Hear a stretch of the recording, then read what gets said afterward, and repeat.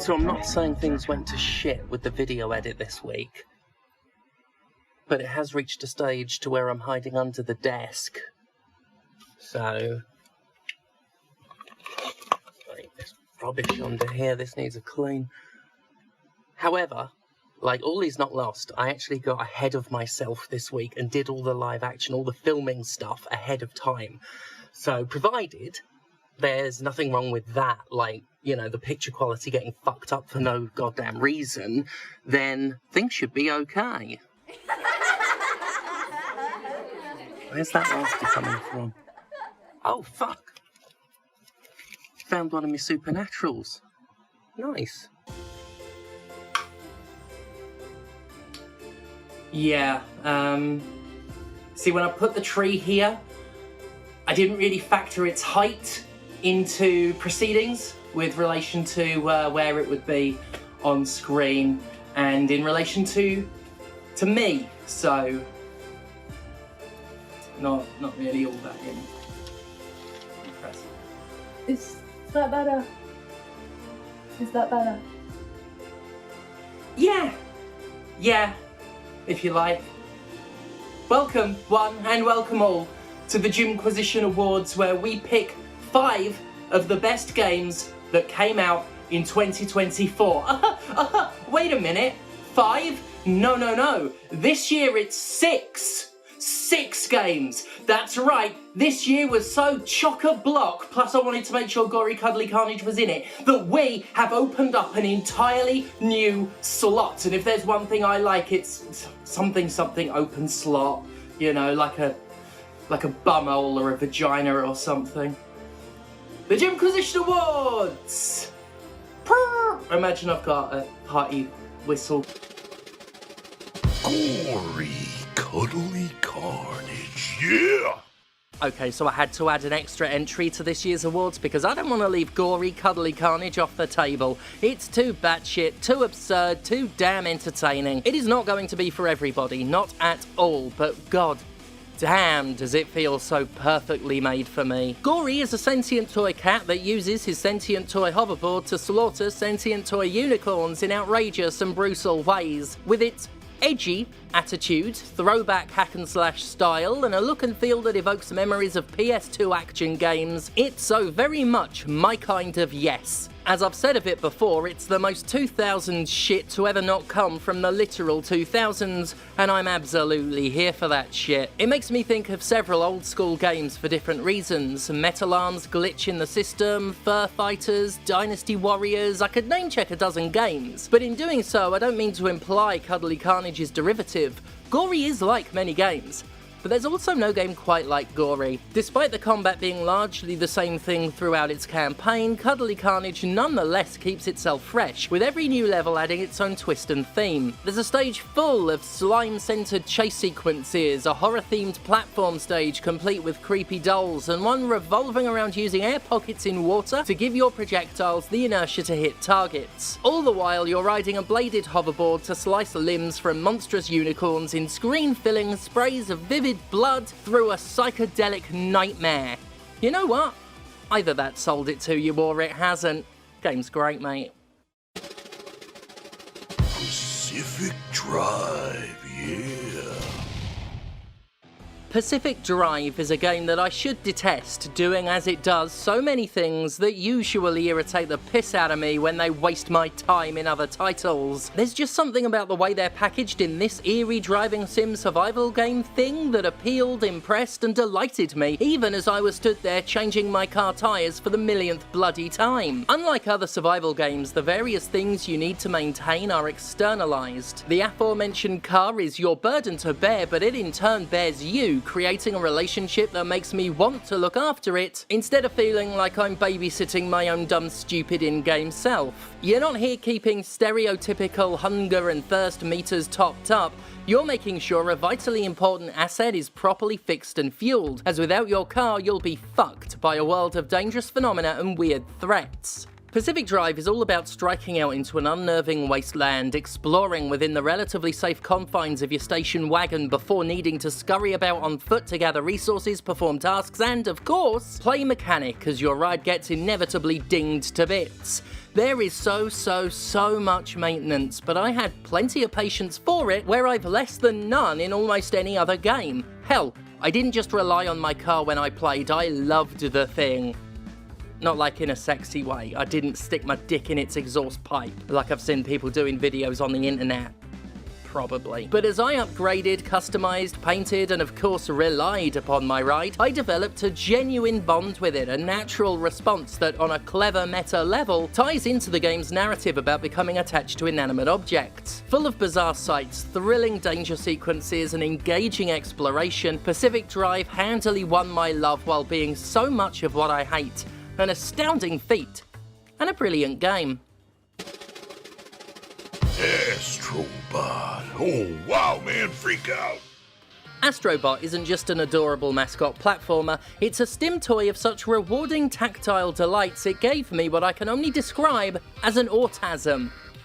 And yes, I'm a lot more proud of that word than I should be. But yeah, Astro Bot is one of 2 games to ever get the fullest exquisite use out of the PS5's DualSense controller and its haptic feedback, the other game being Astro's Playroom. Astro Bot is a game with actual legitimate texture, contextual vibrations simulating the difference between walking on grass and walking on metal, or wading through big ice cream sprinkles to a startling, dare I say, orgasmic degree. It helps that the gameplay is actually fucking lovely too. The level design is tighter than a cock-hungry car exhaust, traditional jumping and enemy bashing, bolstered by tons of unique and engaging ways to play, from inflating oneself like a balloon to reach high places, sucking up slime and squirting it out to form squidgy trampolines, or bopping things with springy boxing gloves that can also be stuck to bits of jam and used as a makeshift slingshot. Astro Bot is a consistently surprising adventure, never content to rest on its laurels, but never adding a gimmick if it isn't as well designed and polished as the rest of the experience. And it's frigging adorable, one of the most darling little games ever made, and that's before we talk about the cute hub planet that steadily fills with cosplaying bots as you rescue them in levels, from expected Sony classics like Uncharted and God of War, to some really obscure pulls like Incredible Crisis, Jumping Flash, and motherfucking Intelligence Q. A majestic number of games are celebrated via cute robots in costumes that represent them, and they all do a funny animation when you bop them, some of which are a legitimate laugh. Astro Bot's the kind of game they just don't make anymore, a mascot platformer that's just, you know,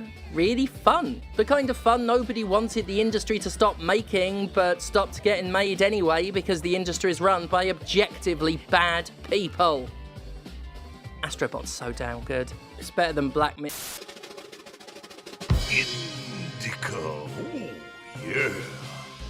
If you asked me to describe Indika in a single word, that word would be invincible.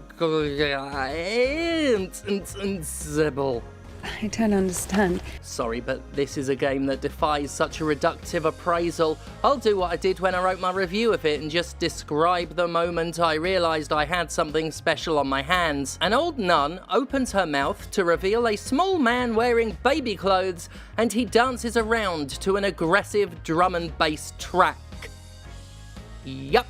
Some games are unforgettable because they're brilliant. Some games are unforgettable because they're weird as bloody hell. Indika is both. An experience packed with surreal imagery and genre-breaking moments woven together with a terrific story that delves deep into matters of faith. Telling the tale of a nun with a devil in her ear and severe doubts about her beliefs, Indika dives into the strange and shifts from one style of play to another in ways far less messy than they should be. There's a lot of walking and talking, and such narrative-driven content is some of the very best stuff this game does. Indika's devilish verbal tormentor needles her with very legitimate questions about the nature of her faith, poking holes in the logical fallacies of her belief system in ways that are, well, explicitly aimed at real-life religion, and unapologetic about it. Where other games trade on plausibly deniable allegory, Indika lays its thoughts out in the open. My favourite example being when the devil asks how many times should Indika open a letter unaddressed to her before she's as bad as a murderer. A simple demonstration of how the mere attempt to clarify and classify the value of sin can make a lot of the concepts structured around it fall apart. Oh, and don't worry, they go hard on the subject of free will too. Of course they do, and they do it damn well. Because Indika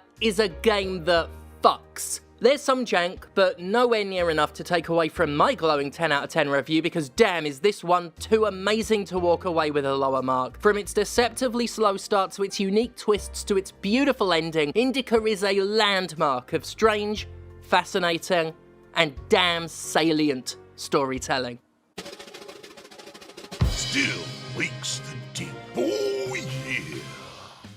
2024 was a good year for horror, a genre that really lightens the mood after looking at literally everything that happened in real life this year. One particular horror game really stood out to me as a fan of The Thing and similar body-based squickathons: Still Wakes the Deep. A fabulously written journey through an oil rig invaded with fleshly nastiness, Still Wakes the Deep doesn't just impress with its grotesque body horror, but with an impeccable script that has some of the most genuine and down-to-earth dialogue seen in a video game. Heard in a video game.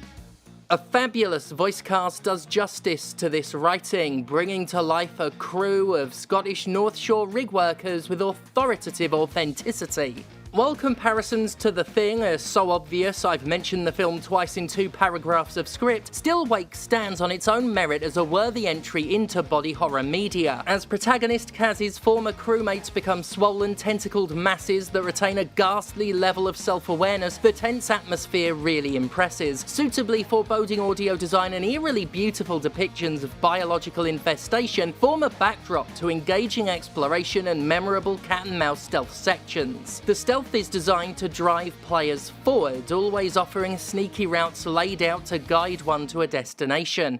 Too many stealth horror games devolve into annoyance as monsters interrupt progress, and force a player to backtrack and hide in the same locker over and over again. This game's hiding places are positioned in such a way that booking it to the next one is almost always more advisable than retreating to the last one. The monsters remain threatening pursuers without becoming frustrating roadblocks to progress, which demonstrates an incredibly keen thoughtfulness on the part of the developer. Some big, loud chase sequences are thrown in for extra flavour, linear in nature and all the better paced for it.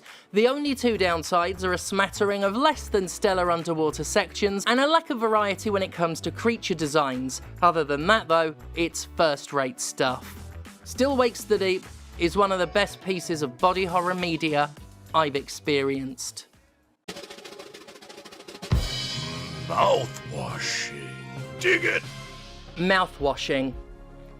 Oh, what more could be said? The inspiration of what I consider the best video essay I've ever made, Mouthwashing is a horror game about being trapped, one that can be so darkly relatable to its players in not just one, but many ways. For me, Mouthwashing was a haunting experience that spoke to my personal struggles with chronic pain and physical disability, tapping into genuine abject fears that I have. For others, the narrative thread of living with one's abuser in a space that offers no peace is going to play on the mind without mercy. Most of us should at least find familiarity in the harsh trap of a socio-economic system run by greed so monstrous as to treat human beings with less humanity than a bottle of mouthwash. A skeleton crew is trapped on a stranded spaceship with no hope of rescue. The captain is brutalized, kept alive in a state of constant suffering, while a nervous wreck of a nurse, an aggressive engineer, an idealistic intern, and a thoroughbred arsehole of an acting captain succumb to the claustrophobic hopelessness of their situation. And it can only get worse! Telling its story in sections that jump back and forth to periods of time before and after the stranding crash, Mouthwashing details the degradation of the Tulpa's doomed crew in excruciating, agonizing detail. I hope this hurts. The game repeats at multiple junctures, and hurt it most certainly does. Aside from a handful of stealth sequences that I don't much care for, the game is driven wholly by its narrative and character development, and it uses the interactivity of its medium to make its audience face the most awful things that narrative is capable of. You have to be in the right headspace for it, because hoo boy is Mouthwashing prepared to do a number on you. A haunting game, written sublimely, touching on themes that could be so tactlessly insulting in the wrong hands, but employed here with thoughtfulness. Subtle when needed and jammed into your fucking face when not. Mouthwashing is almost clinical when it comes to extracting the maximum amount of psychological horror from every detail. It's something special. And holy shit, it hurts. There you go. 6 games I played this year that I thought were better than the other games I played this year, sort of.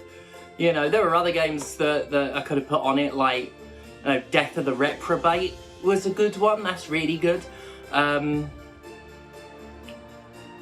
others, Sengoku Basara 3, although that came out over 10 years ago, it's just I played it the other day, so it's not good. Anyway, some of you will know the drill by, well, let's face it, any of you watching right now, all of you know the drill by now. This is just the warm-up for next week's, the top 10 shittiest games of 2024. The Funko ones on it. Until then, enjoy your Christmases, and thank God for me. Basically the Jesus of gaming. But with nicer tits. A worse penis, though.